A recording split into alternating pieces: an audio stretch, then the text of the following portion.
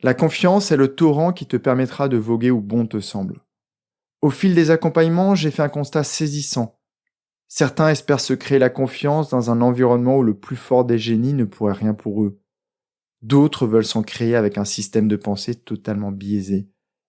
Dans cet épisode, je te propose 2 angles de vue qui vont radicalement changer ta perception de la confiance et qui vont te permettre de la réactiver.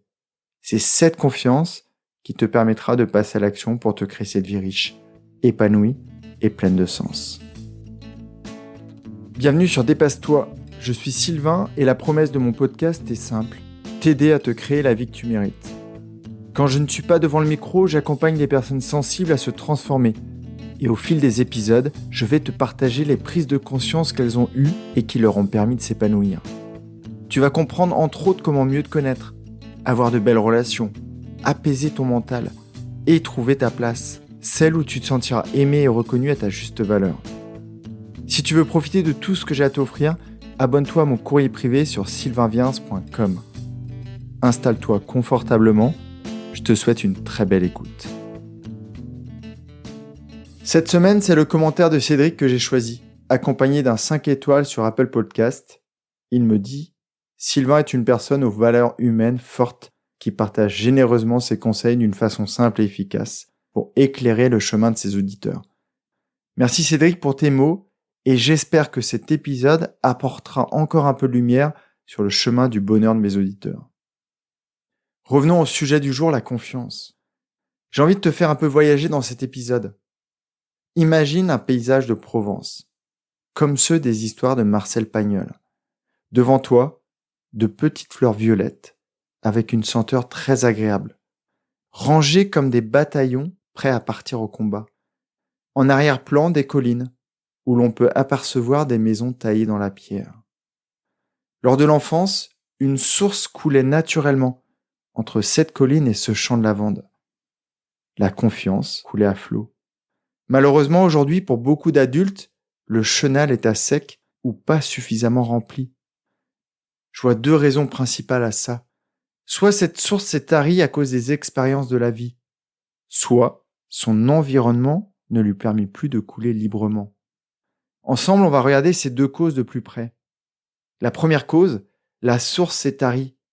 Cette confiance ne s'est jamais vraiment créée ou s'est effacée avec les années et les expériences de vie.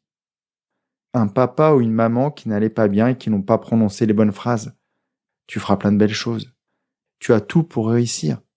Essaye et tu verras. Si ces phrases ont été dites par les parents, il est possible qu'un instituteur ou un professeur ait eu des mots très durs. Des phrases très critiques répétées suffisamment souvent avec pour conséquence de tarir cette source. Tu ne comprends rien. Tu n'arriveras jamais à rien. Tu n'es pas fait pour ça. C'est pas la peine d'essayer. Si le problème n'a pas été dans la maison ni dans la classe, le problème a pu se trouver sur la cour, pris à partie par un ou plusieurs élèves. Après tout ça, cette confiance a pu se perdre dans les bras de quelqu'un qui n'avait pas les mots justes, dans les équipes d'un manager qui n'avait rien compris à la manière d'accompagner ses équipes.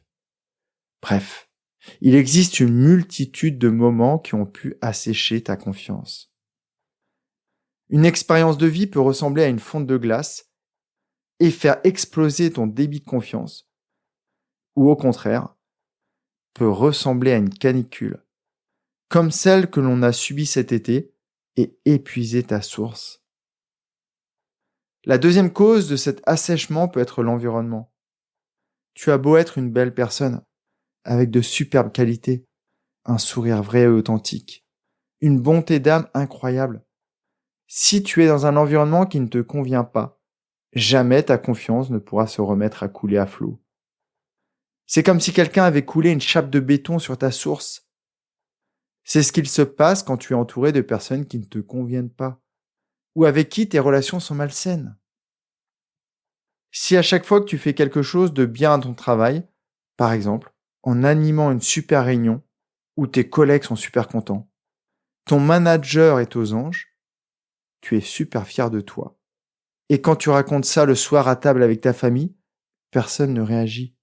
Pire, ton mari ou ta femme semble s'en moquer royalement. Dans ce cas-là, ta source ne coulera jamais à flot.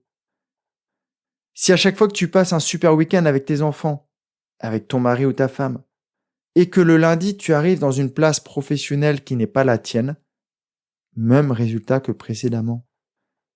Tu commences à douter de toi, tu n'es plus naturel. Tu n'oses plus passer à l'action, tu ne donnes plus ton point de vue, et le soir, quand tu rentres, ta source est aussi sèche qu'une plante de maison que tu aurais laissée à l'abandon pendant des mois. Il y a donc des causes qui sont issues de toi, des croyances que tu as, qui se sont créées au fil de tes expériences, et d'autres causes, issues de l'environnement dans lequel tu vis. Un enfant qui aurait été dans un bel environnement, entouré de personnes reconnaissantes, aimantes, positives. À l'âge adulte, cette personne aurait devant elle un torrent de confiance qui pourrait la faire voguer où elle veut, lui faire accomplir tout ce qu'elle désire. Alors, comment augmenter le débit de ton cours d'eau, qu'il soit à sec ou qu'il coule déjà plutôt bien?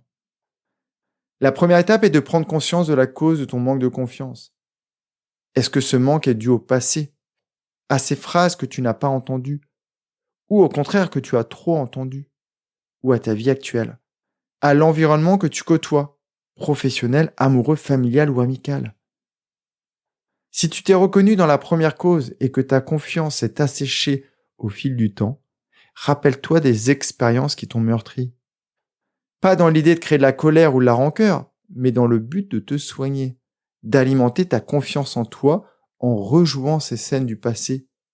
Tu vas alors comprendre que tu es capable de faire plein de choses.